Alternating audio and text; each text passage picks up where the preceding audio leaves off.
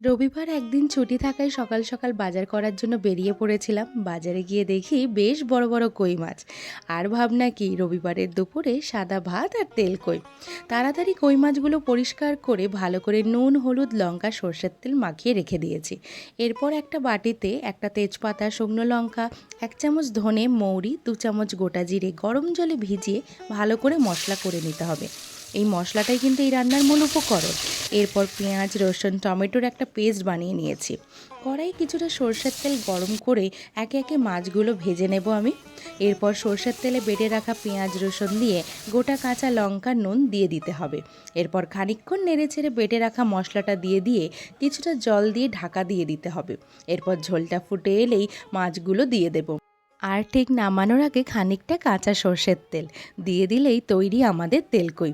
গরম গরম ভাতের সাথে তেলকই, আহা হা, কি দারুণ!